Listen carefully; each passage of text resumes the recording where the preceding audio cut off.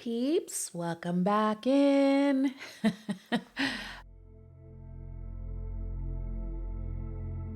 Okay, I got coffee in hand because today I'm seeing all over on the posts again as I do every year.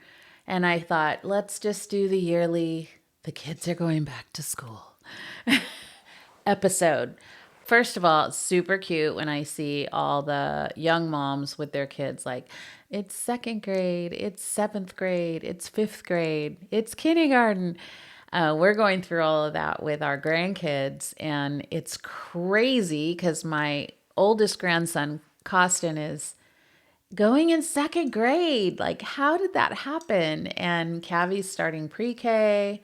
Cohen's still a baby. He's 2, so he's fine.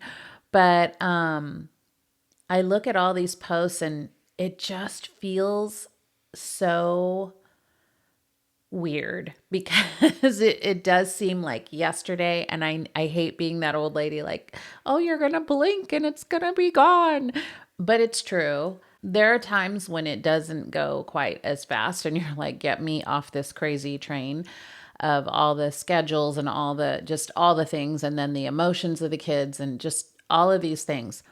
But I want to talk to the moms that are letting their kids go off to college, because we know those posts are so emotional. And I feel that with you, but I do think there are some things to think about now that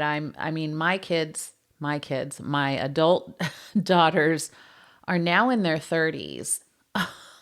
I don't know how that's possible because I'm only 35. Actually, that's my oldest daughter's age now. But I think that there's something about saying goodbye to your kids in college.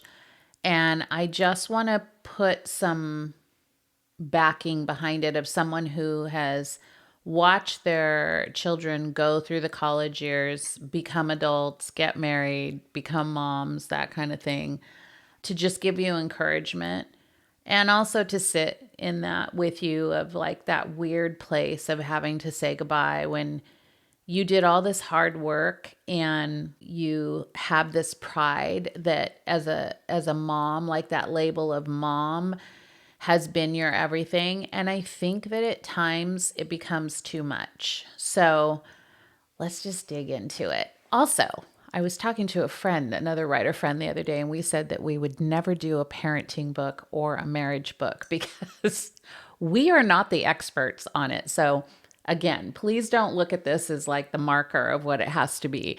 I have made so many mistakes with my girls. That's the one thing, gosh, if people go, what would you redo over? I'm like, I would redo the whole motherhood thing over, maybe some marriage things too. But here we are, still married. My kids are good, but it's like, it's been a bumpy road.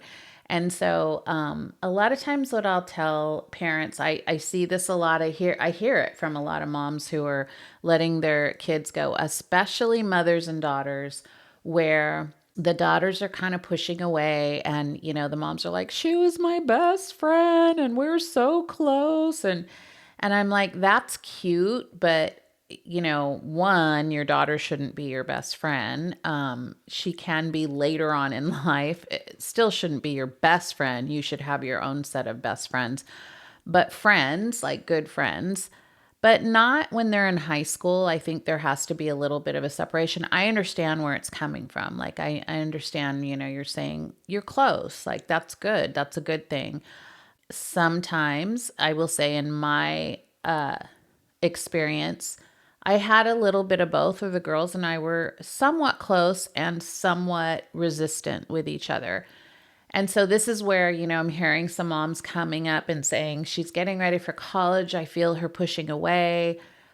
That's never been, she's told me everything. I'm like, they don't tell you everything. Maybe they do, but I doubt it. I'm sure that they do save that for their best friends.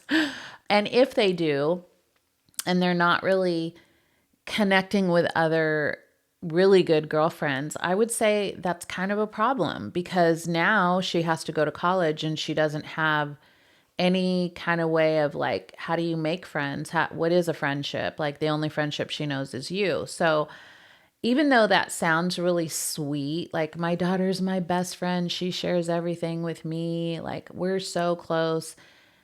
It's like, then what happens when she has to go away to college and you're not there for her? That can be hard for her. So I would say really nice and beautiful that you have a close relationship with your daughter, but also let her know that, she has to make outside friendships and there has to be decisions that she has to make that you don't have to jump in and save. I do see this a lot with this society right now is the parents do so much for their kids that they don't even know how to pick up a phone and make a doctor's appointment. They don't know how to drive a car. They don't know how to really anything. I could go down the list, can't make my own hair appointment. My mom does it for me. Just things like that. And then they go off to a trip, senior year or whatever, and they're panicking because, well, my mom does all these things for me. So even though you've done these really beautiful things, you have to know that your time is coming to an end where you can't be mommy to them anymore. You're going to be mother. You're going to be there for advice. You're going to be there if they have a question, that's okay. You're also going to be there to say, you can do this on your own. Because if they pick up the phone and say, Mom, I can't do this. It's too scary. I don't know. And you run to their defense because you're like, well, she's just not ready. It's not that she's not ready. It's that you're not ready. You love the role of mother. And now she has to pull away to go to a different place. But then she's scared. So then she calls you and you come in and save. And it's this dance that you guys do of just mothering her to death. It becomes enabling when your child goes off to college and they literally can't do anything without calling you 50 times a day. I don't think that that's healthy. Just going to throw it out there. I just don't think that's okay. I think, yes, can it happen? Sure. I mean, my girls called me for advice for different things, but there was a lot of times when they knew, like, I got to figure this out on my own because they knew that that's the answer I was going to give them. Because that was pretty much like I wasn't mothered, so I was thrown into the world and had to figure things out. So I kind of came from a mentality. I'm kind of a tough mom in that way where I was like, you need to figure this out. You can do this because I had to do it with no mom to even pick up a phone and say, hey, this is kind of scary. I don't know how to do this. How do you figure this out? I asked other people. I watched, I observed, I learned, and then I did it. And so the accomplishment, the feeling you get of saying like, man, I did that on my own. I don't really need to call my mom every 5 minutes for what's going on. I see moms like making the class schedule for their kids. They're going to college. Like what? I see them doing these things where it's like, well, they don't know how to do it. Well, they're never going to know how to do it. So there is a push-pull. There's this grieving process of now you're not going to be able to be there for them. And this is what I see on the posts as women just mourning this loss like it's a death. And I'm understanding of that, but also I think you need to expand that a little bit and don't look at it as the end of something, but look at it as the beginning of this really beautiful adult life that you're going to be able to share with your girl now as an adult. Like as the years go on, when it's like junior year, senior year, when they get their first big girl job, when they meet the man of their dreams, like those kind of things are so beautiful to be able to share where you don't have to parent. You just get to come alongside and you get to reap the rewards of all the hard work that you've done and just be like, wow, look at this amazing adult. This is the whole point of our parenthood, is that we give them wings to fly. But a lot of times what I'm seeing in this society is moms are clipping wings. They're like, she can't do it without me. No, it's not that she can't, it's that you don't want her to. You want to hold her back. And I don't want to see moms doing that. Like, I want moms to be like, yes, you're grieving because they're leaving.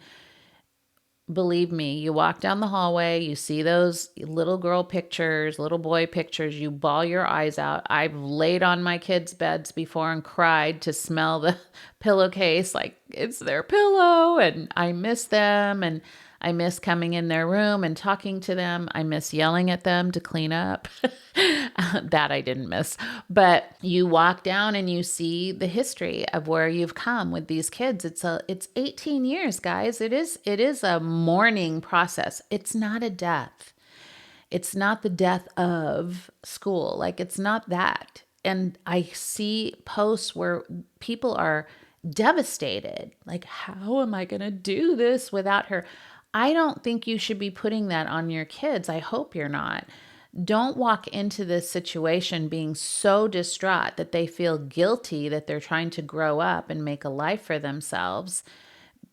Teary-eyed, yes, because you're going to greatly miss them, but not to the extent where you make them feel guilt.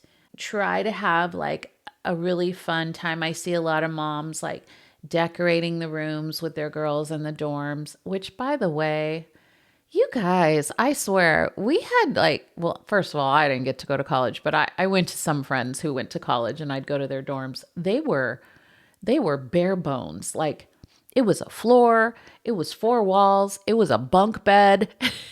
It was gross and it was small. That was times where I was like, man, I'm glad I have an apartment and a job because this place sucks. But now, oh my gosh, I just saw this dorm the other day that one of the moms was dropping off her daughters. They had these beautiful tall white beds, flowery pillowcases and duvet covers, their names on their little tiny pillows matching, flowers in a pot on their white, beautiful, tall desk. They had a rack on the wall that had pictures framed exquisitely. Like, it looked like something out of House Beautiful. And I'm like, this is a dorm? What in the world? And this is what cracks me up about this whole generation is everything is so beautiful. Everything is so perfect. But you have to know, like, there's going to be some imperfect moments. There's going to be some hard moments, and you need to prepare your girls for that. So I would say, if I want to throw in my 2 cents of saying goodbye to your girls in college or your guys in college, is make them successful for the world, not for the sport that they're in right now, not for the grades that they have. Make them successful in, I can make my own appointments. I know how to cook. I can do my own laundry. I know how to fend for myself when I don't feel good and I need to self-soothe. I remember when my daughter, my youngest, was in New York and had a horrible cold, and I kept asking her, should I fly out there? Should I fly out there? Because she really sounded bad, and she had been to 2 urgent cares already. And she said, you know, Mom, just hold off. Like, if it gets to the point where I have to go to the hospital, sure, but like, let me figure this out. And that's really hard. And I know some moms would be on that plane in a hot second. But here's the thing. She was 21 years old, and I'm like, so what's the age where you have to learn how to do this? Because someday she's going to be a mom and she's going to have to learn how to self-soothe. But if I'm doing it for her, then is she going to expect me to come and take care of her and her grandkid every time something happens?